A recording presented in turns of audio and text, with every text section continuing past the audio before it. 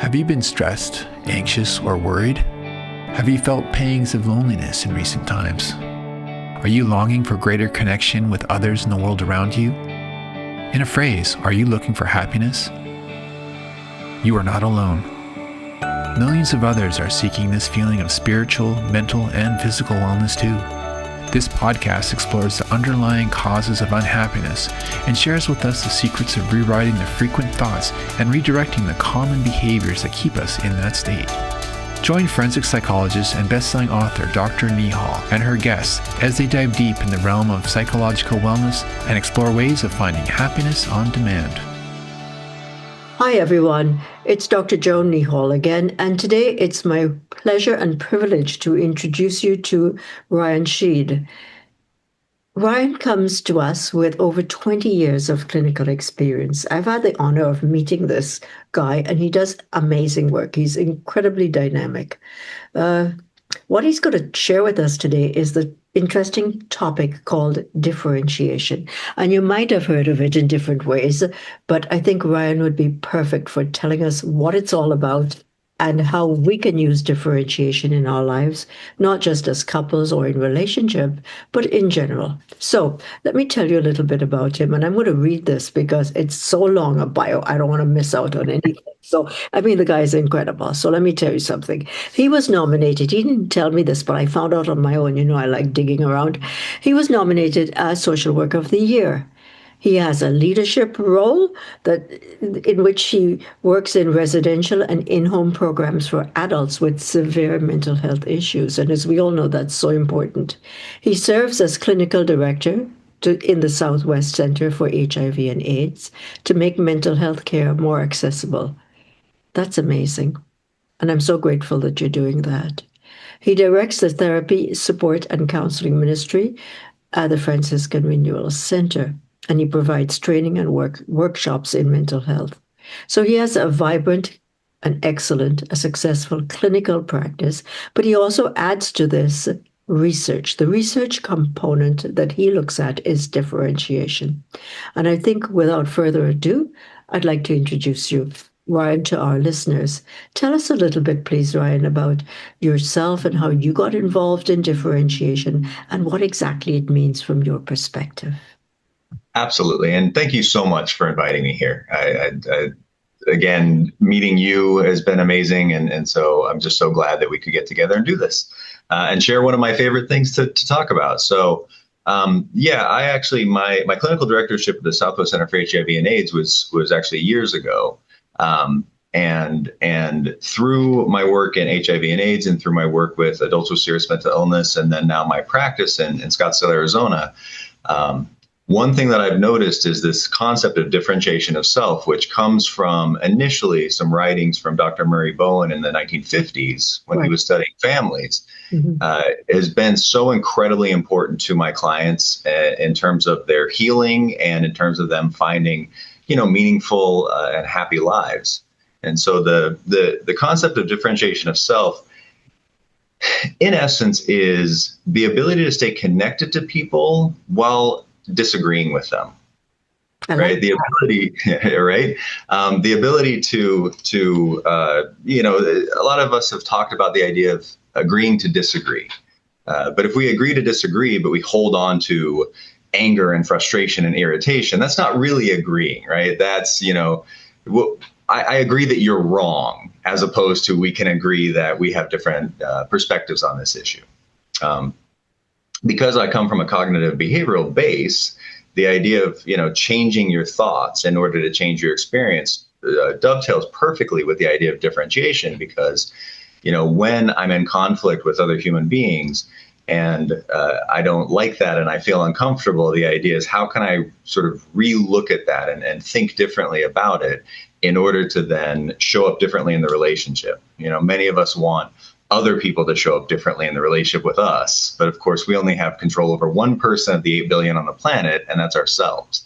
So how do we differentiate enough rather than be emotionally reactive? Another way to understand differentiation is one side of the continuum is emotional reactivity, right? That responding automatically to emotional pressures. And the other side is differentiation of self, roughly analogous to the idea of ego strength or emotional maturity, right? So do we want to be on the emotionally immature side of being reactive to other people, or do we want to be on the emotionally mature side of being differentiated and being able to, be wise? If we think about wise people, we usually think of people who are not emotionally reactive immediately to situations. So you're talking about a solid sense of self then, are you? Absolutely. Yeah, the idea of getting differentiated or moving toward more differentiation. I'm not sure anybody ever gets differentiated, right?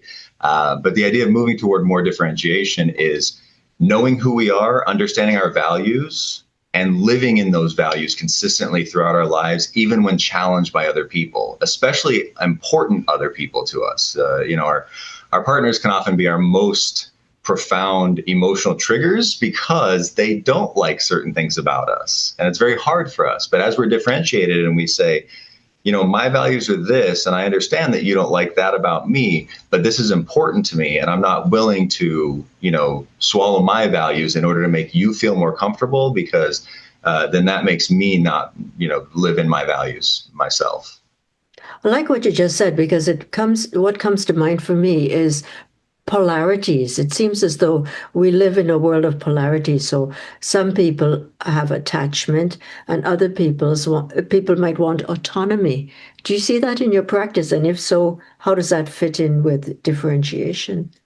Absolutely. What's beautiful about differentiation for me is that there's certain ways that people are emotionally reactive or undifferentiated, and one is called emotional fusion, where we placate the other person and we tell them we agree with them even though we don't, in order to stay connected, right? So I'm attached, but I've lost myself, and that's what we call emotional fusion, right? So I give up autonomy for connection. Then there's what's called emotional cutoff. Ryan, so just explain to our listeners, are those the kinds of people then who will swallow a lot and, Oh, absolutely. And those are also the people who get really reactive in terms of sort of like that ticking time bomb, where I swallow and I swallow and I build resentment and frustration, and then that last straw hits, and then I explode. So that's another way people are reactive, is emotional explosiveness, that way, where they scream and yell and that sort of thing. But yeah, absolutely. People who do that fusion, what I was saying about how they give up themselves in order to stay connected to the other person, they'll tick, tick, tick, tick, tick into a pretty difficult, emotional outburst, basically. Thanks for explaining that. Go ahead, please. Yeah, and so we have emotional fusion, and then what I was just talking about, emotional explosiveness, where I yell and scream, and basically I lose myself and I lose connection. And then there's what's called emotional cutoff, where I keep my autonomy, I can stay in my values and be myself, but I cut off emotionally from the other person. And so I keep my autonomy, but I give up connection. And in fusion, I keep connection, but I give up autonomy. And in explosiveness, I give up both connection and autonomy. That's so important, isn't it? Especially if you're working with couples. Absolutely, because and all couples are doing these things here and there. When some maybe they're a little bit okay when the pressure isn't high or the tension isn't high, but then when they start to hit those really difficult parts of the relationship, then one person cuts off, another person fuses, and all that sort of thing happens. And so what's beautiful to me too about differentiation, specifically in couples, is being more differentiated actually helps us grow up, right? Get more wise, get more emotionally mature. And I tell my couples and my individuals who are working on relationship things is that you don't grow up in spite of your partner. You grow up because of them, because they won't give you what you want, or they won't like everything that you do. So you have to learn how to have internal self-esteem, an internal sense of self, not what's been called a reflected sense of self, right? Like my partner tells me I'm okay, therefore I'm okay. It's more, my partner doesn't always tell me I'm okay, and that's fine, because I have learned over the course of my relationship with them to tell myself I'm okay, whether they like, that aspect of me or that thing that I do or not, because that's my values and that's what's important to me. So I guess what you've been sharing with us is this whole notion of what can happen if there's a lack of differentiation. avoidance and placating and all of that. So tell us a little bit about some of the advantages then to differentiation. It sounds like such an important thing in our lives.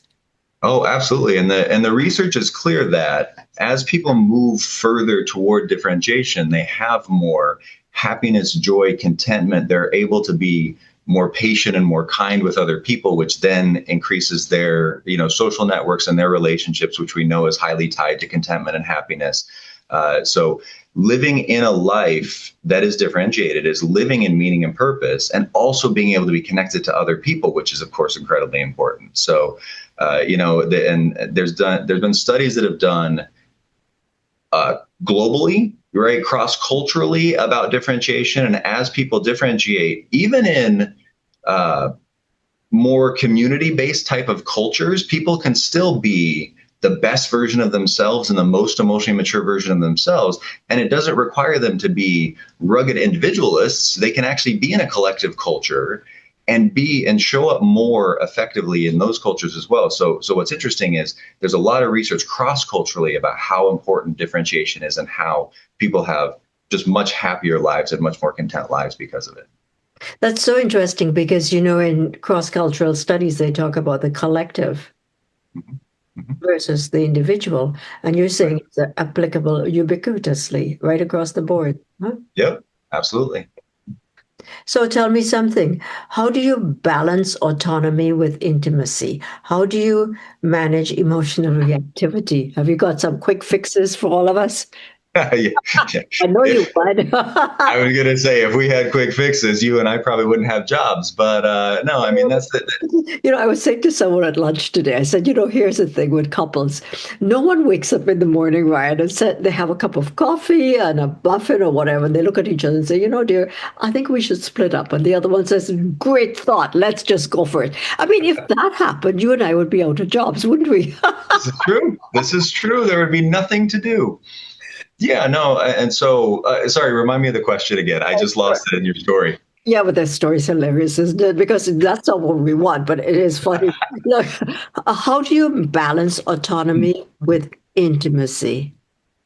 Mhm. How do you manage emotional reactivity? How do you balance autonomy and attachment? These are the dichotomies you're telling us about. And I'm just wondering, how do you balance these things? It's almost like, swimming with barracuda and hoping to not get bitten. I don't know, because I think the more you understand some of these things, obviously, the more things become Yes. more interconnected. And I don't think that the idea of being attached to people and the idea of being autonomous have to necessarily be, two poles. And a lot of research. So David Schnarch, Dr. David Schnarch, did a lot of research about these ideas, and he wrote a book. I think in the 90s, called Constructing the Sexual Crucible, which connected sex therapy and marital therapy, right? Yes. Yes. And what he would basically say, and what his research showed, is the more differentiated people get, the more deep their intimacy can get with their partners, the more they can be attached, because they're not attached in a dependent way, they're attached in an interdependent way. So what I tell my couples often is, my sort of ideal for you two is for you over here to understand that you're whole, complete, lacking in nothing. You don't need your partner, but you want to be with them. And your partner is whole, complete, and lacking in nothing, and they don't need to be with you, but they want to be with you. And so the two of you consistently, day to day, make a choice to be together because you care about each other, you want to be connected to each other. But it's not a dependent choice. I need you. Some of the mythology of love and American culture of, you complete me and I need you and that sort of thing. I kind of sometimes in my couples work sort of blow a hole in that sometimes for people, because it's the idea that I don't need you. I'm okay as an individual, but I want to be with you, and I passionately want to be with you because I'm so okay in myself. Rather than a lot of the tit for tat that happens in relationships where, okay, I'll give you this thing you want if you give me this thing I want. And then people just get resentful and frustrated and irritated and can't get what they want and that sort of thing. But if I can learn how to give myself the validation that I want, then I can show up more fully in my relationship. So attachment increases with differentiation, intimacy increases with differentiation, both emotionally and physically. And so we can actually, through being more differentiated, again, we can grow up, be more emotionally mature, and thus have much deeper connected emotionally mature relationships. That's brilliant what you just said, because what it tweaked for me is this is a wonderful way to resolve codependence. Mm-hmm. Absolutely. That's what you're saying. And listeners, I really want you to listen to what Ryan is saying, because it really is thought-provoking, isn't it? Mm-hmm. But you've just stumbled on a way to eliminate codependence, and I'm sure you've seen that and how toxic that can be. Mm-hmm. And the fear Absolutely. response that comes from excessive attachment. Mm-hmm. Yeah, it's again, it's such hard work, and it's such physical and emotional and soul work on ourselves to really become the best, most emotionally mature version of ourselves. But it's so worth it, and depending on our traumas, and depending on, I come from sort of a parental abandonment context, right? It makes it significantly harder, but it's worth the work, right? It's like, if I want a certain body, I have to be in the gym a lot. I have to be doing the work consistently. And so, to be more differentiated means to have relationships and show up even when it gets really hard, and be able to work through those things, not getting someone else to be how I want them to be, but learning how I can show up in order to then, make the relationship be more, connected or intimate.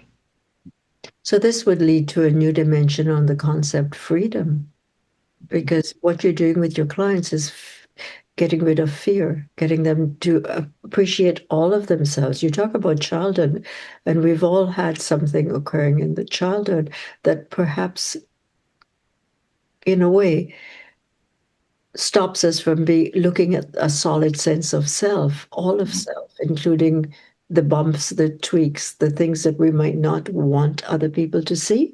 Is Yeah. that Absolutely. And it's funny, because if you sort of connect it back into attachment ideas too, the idea is, in essence, we pick partners, not consciously, but who can't or won't give us those things that we want. So what's neat about it is it erases fear, like you're saying, because we learn how to give ourselves those things. So I don't need to, go over here and placate you and try to get you to be happy with me so that then you'll give me the validation I want. Again, my sense of self is internal. My sense of self and my sense of happiness and joy and that sort of thing is inside me. So if my partner is happy with me, great. And if my partner's not happy with me right now, I'm still solid and okay in myself, the more differentiated I am.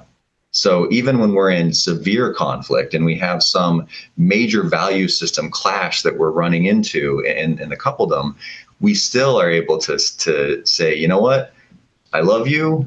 I can't agree with you on this. I won't agree with you on this, but I'm not then going, oh my gosh, my self-esteem just dipped down to a 3 because my partner's mad at me. And now I have to figure out how to get them to be happy with me, or find someone else to make me happy, or find some substance to make me happy. I know that my sense of happiness and my sense of self and confidence is all internal to me. I get to decide. I challenge my clients a lot that I believe that we can all have a 10 out of 10 self-esteem every single day, because all 10 out of 10 self-esteem means is I like me. Doesn't mean I'm perfect. It doesn't mean everybody likes me. It just means I like who I am, and the parts of me that I don't like as much, I'm working on. so? What you're doing that's really exciting is you get rid of that tendency that some people have to assume another person's issues as theirs. So the other person's emotional well-being is my fault. You get rid. I like that. Tell us a Mhm. little more about that, would you? Yeah, I'm literally doing what you just said every single day, right? Why, a lot of people have heard the phrase, I don't have to put on a coat because you're cold, and why. Some ways that I've explained it too is that the idea of being reactive, or the idea of being fused, if you think about two pieces of metal that are welded together, if you put electricity anywhere on that system, the entire system has electricity running through it. And so differentiating is literally separating. So this one can have whatever it needs to do, and this one doesn't have to do it too. There's this interesting idea in some couples where the idea of loyalty is that you have to be mad at the same people I'm mad at. And Mhm. my question for couples always is why? Like I understand, and maybe I don't trust that person because they've hurt someone I care about a lot, but I don't have to sit and commiserate with you and talk negatively about that person, all that kind of thing. Like I understand that you're hurting and I can be there for you and you're hurting in whatever ways I can. But I don't have to then hate that other person because you hate them or be angry at them to the level that you're angry at them in order to show my love for you.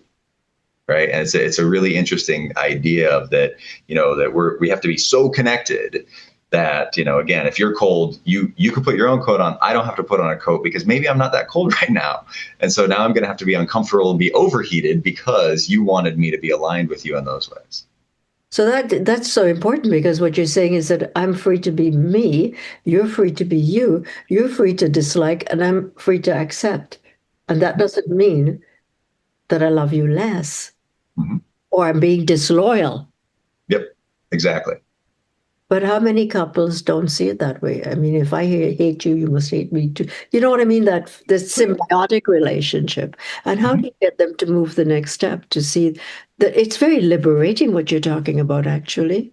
Yeah, and actually, it's interesting though. I think people get scared of it, right? So when you're asking what's the next step, Yeah. part of it is really, a lot of couples come in with beliefs that they have to work on the relationship, whatever that means, right? They don't know what it means. They just know they need to work on the relationship, and I'm challenging each of them, but in the context of the relationship, to work on themselves. And I had someone not that long ago say to me, well, if I work on myself and he works on himself, we're just supposed to hope the relationship gets better. And I thought to myself, I'm like, if you're playing tennis and your partner was your partner and you both worked on your tennis game, do you not think the team would get better?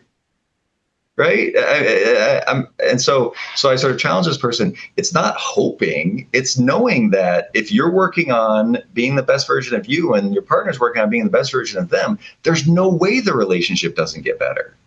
That wouldn't make any sense. And that brings me to the other point. So far, we've been talking about couples. Can you share with our listeners how you work with individuals with the concept of differentiation? Because ultimately, it comes back to that the intrapersonal relationship, correct? Mhm. No, absolutely. And differentiation is really connected to the idea of our relationship with X. It doesn't matter who it is. It doesn't matter if it's our partner. It doesn't matter if it's our parent. It doesn't matter if it's our child or our friend. And it doesn't matter if it's ourself, right? We can actually have a different relationship with ourself through being more differentiated because we accept ourselves, we give ourselves grace and mercy, just like maybe we hope to give other people. How often have you and I probably had conversations with clients where we ask them, that negative self-talk that you have, would you ever talk to someone you love like that? Mhm. And people consistently say, absolutely not. I'd never talk to someone I love like that. Well, what does that say about whether you love yourself then? And how can we work on you loving yourself? And again, a part of that is this idea of differentiation, is getting to, first of all, know who am I? And that's what a lot of people are having a really hard time with right now, especially is even understanding who they are. What are their values? I do certain exercise. I do a personal values card sort with people, and sort of we work through, what's very important to them, what's not important to them, and then sort of getting down into, okay, so these things that are very important to you, are you living these values? Are you doing things in the world about these values? And as they do that, again, they get more connected to themselves. Murray Bowen, back to the original differentiation theory, called it I position. I know who I am. I'm clear on what I stand for, and I will stand in my values at all circumstances, no matter who's challenging those things or no matter what, who in my life or that I come across doesn't like that. But what's an interesting thing is when I have significant, meaningful core values and I don't live them, because then I'm basically in conflict with myself. And we know that people who live in their values, people who surround themselves with other people who share their morals, goals, and values, do significantly better. Definitely. So what's important here is for people, I mean, you allude to Bowen, and I think what you're talking about is so important that it all goes back to childhood and what you what you experienced as a child and how you enact that drama as you proceed through life. And you also made a very important point that does differentiation ever come to an end? Or I would say what you're saying to us is that it's more like a process and it's an evolving process. And we need to be patient with ourselves as we mature through it. But it's not an end goal. Absolutely. I mean, to not to borrow from an Aerosmith song, but life's a journey, not a destination, right? I mean, there is no end to growth or maturity or mental health or however you want to put it, right? Like we're always growing throughout the course of our lifespan, all the way till the very end of it. If we choose to take the courage to This is true. right? I mean, and I'm going to say to our listeners, we're coming close to the end, but I'm going to invite Ryan to share with us some other insights that he thinks we would all benefit from. Ryan, go ahead. Sure. It's funny because when I'm in differentiation, I'm all differentiation. So it's one of those where couples, this idea that we can learn and grow and mature not because our partner gives us what we want, but actually because they don't. And ultimately the idea is, we have these partners who can or won't give us what we want to validate us, so that we have to learn to give it to ourselves. Because after our parents are done doing their ineffective job, which of course all parents do, because anybody who's a parent knows parenting is completely impossible, then we often look to other people to reparent us, to validate us, to make us feel good about ourselves. And the only person left on the planet who can do that is us. And so as we do that work on ourselves, and as we love ourselves more, and as we give ourselves more grace and mercy for the things that we've done wrong, and forgiveness, and we fall on our face and fail and pick ourselves up, that's how we then become a better version of ourselves, become a better partner in our relationships, become a better friend in our friendships, and family member in our family relationships. And like I was saying, the other piece, because I'm a clinical social worker, and social work, one of our main pieces is person in environment. You can't take the person out of their environment. So that social environment is such an important part. So we have to then make sure we're surrounding ourselves with people that we consider tribe, that share our morals, goals, and values. And I find that a lot of people over the course of doing the work realize that a lot of their family members, maybe most of their family members, are not their tribe. So they can stay connected to them. But they aren't people who share their morals, goals, and values, and that's okay. We see a lot of adults cutting off from their parents at this point, and there's a lot of articles about it right now, and people are talking about it. But what's neat is that differentiation is the ability to stay in relation to people, even if I don't agree with them, right? So if we have, different religion, different politics, that's the most extreme pieces for people, right? That we can still stay in relation to people, and we can keep ourselves in an emotionally mature place, and we don't have to agree with them or cut off from them in order to stay ourselves.